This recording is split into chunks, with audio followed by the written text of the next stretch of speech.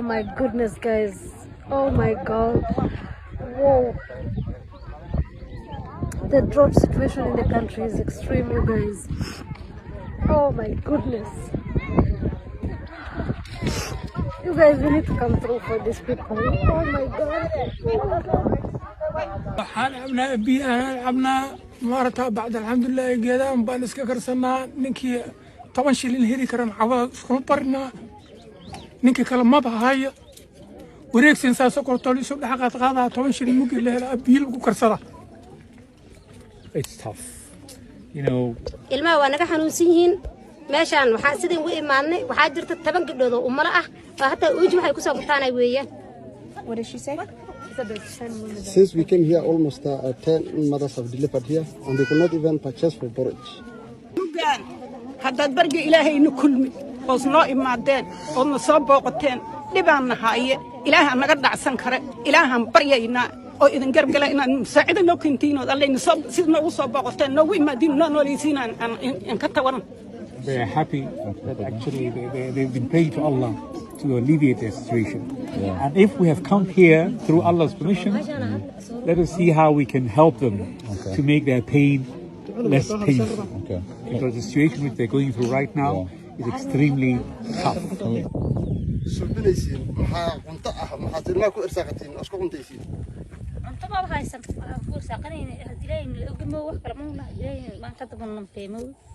She's saying we have nothing at all to feed kids. We are only relying with relatives or our families. We share meals with them, and we wait from Allah.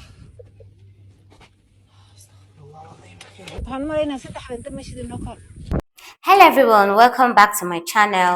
So there's been a lot of documentaries, there's been a lot of videos around social media about the country Somali, and a lot of people have been showing parts of some different parts of Somali, and majorly there has been the good parts of Somali.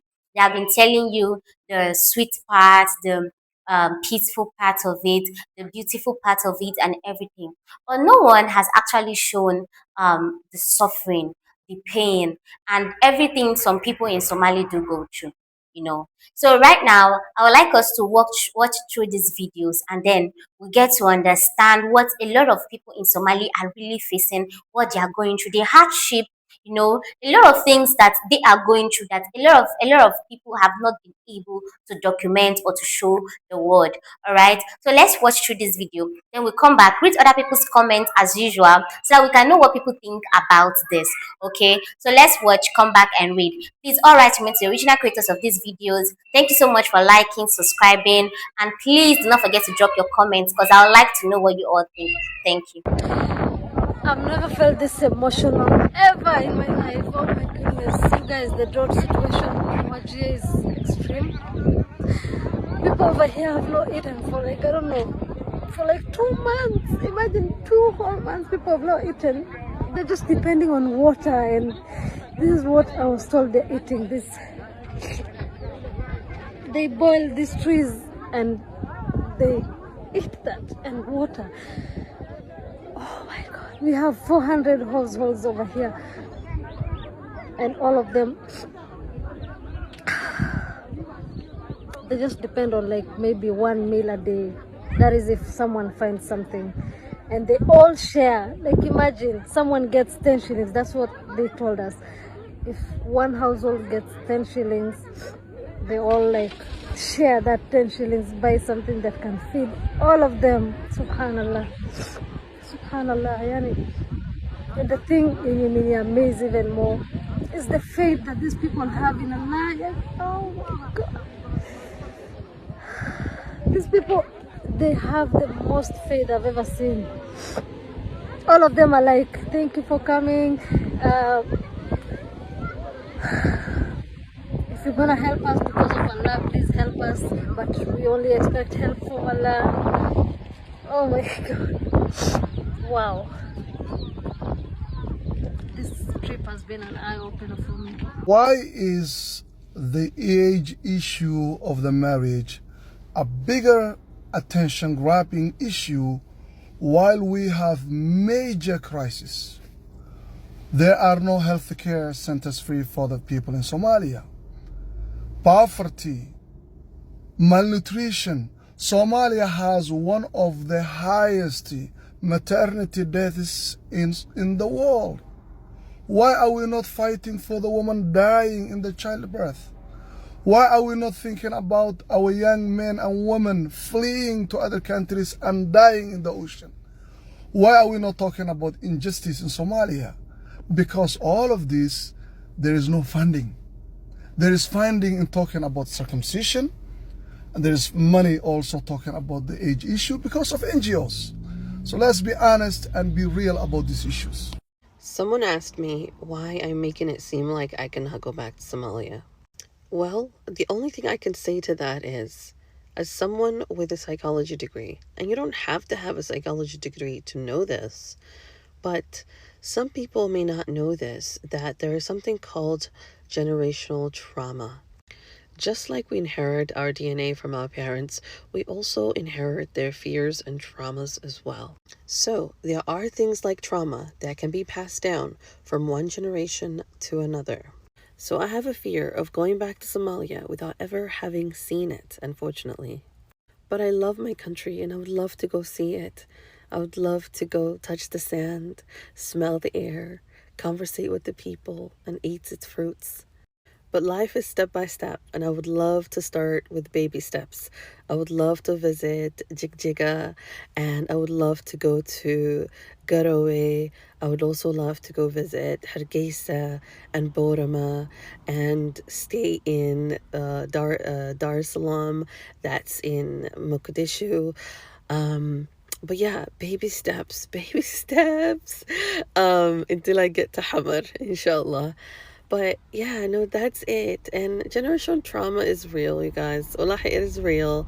And even though I can just pick up my passport and book a ticket and fly to Somalia right now, it's just not that easy. It's really not that easy. And I hope that some people can really understand it.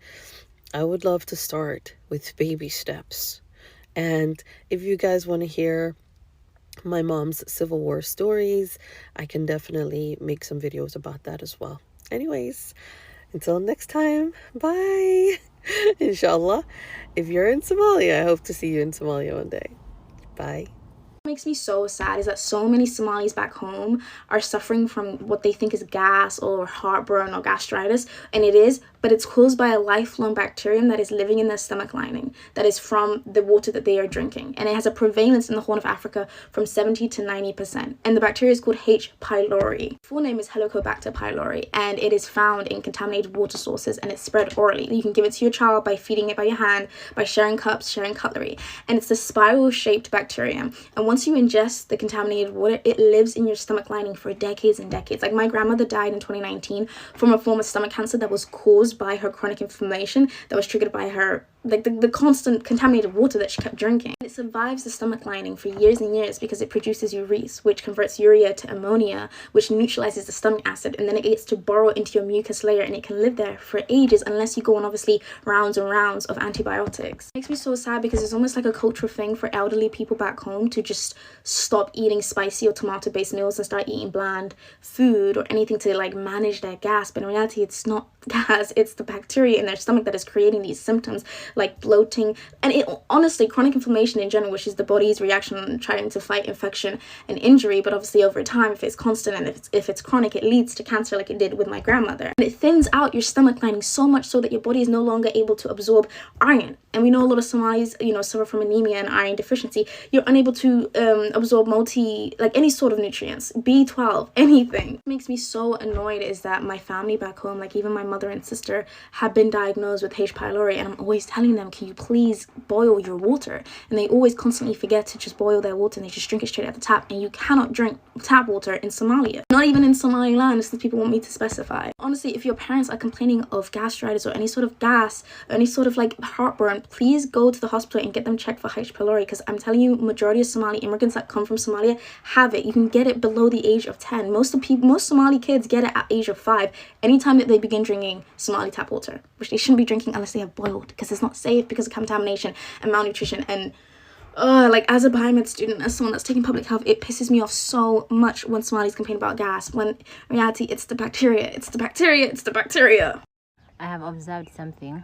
Why is it that the places that people are highly religious, like hyper focused on religion, and everything they do is attached to religion, and they cannot separate living their lives from religion, there is so much adversity, so much poverty, not much progress, and if there is progress, it's minimal over time. What is it that happens? Do they use religion as a coping mechanism to all the misery they are experiencing, or what is it? Because I need to understand. Somalia and the Horn of Africa are facing its worst drought in years. For Somalis like Fatih and her family, this has meant extreme hunger and poverty. It's also left families vulnerable to armed groups like Al-Shabaab who take advantage of the situation, like imposing impossible taxes on farmlands. Fatih and her family fled their home when they couldn't make ends meet. Now, they live in a camp for internally displaced people where Fatih makes do with 5 gallons of water and 1 meal a day for her children. So, like I said, there are a lot of Somalis who are going through so much in the country, right? A lot of them are going through hardship. A lot of them hardly have ends meet, you know. A lot of them struggle with even 3 square meals a day. It's that bad, right? You know, from the videos we'll see or we've seen where a lot of them are begging and asking for help, right? So we have comments from people. People have written their thoughts on this issue. Let's read. So someone said, I truly feel, I really feel for anyone going through hardship. But at some point, we have to ask hard questions. Every country has problems. If all the young and energetic people leave, who is going to build the nation back up? Change doesn't come from escaping. It comes from staying, organizing, demanding accountability, and creating opportunity locally. It's not easy, but no country developed because everyone ran away from its problems. Yeah, that's true. The next person said, it's sad to see suffering everywhere, but migration isn't a guaranteed solution. Many people move thinking life will automatically be better, only to face discrimination, street laws, and economic struggles. Instead of always looking outward, maybe more focus should go towards training institutions, education, and business opportunities at home. Long-term stability comes from internal growth, not constant relocation. The next person said, other nations are already struggling with housing shortage, unemployment, and inflation. Expecting them to absorb everyone who wants to leave their country isn't realistic. Every government's first responsibility is its own citizens. It's not cruel to say that it's just how national systems work. Sustainable change has to begin within. The next person said, I think people understand how hard migration really is. It's not just about crossing borders, it's about adapting to new laws, new cultures, and often being at the bottom of the economic ladder. If more energy was invested into local entrepreneurship and community development back home, that might create strong foundation than constant seeking opportunities abroad.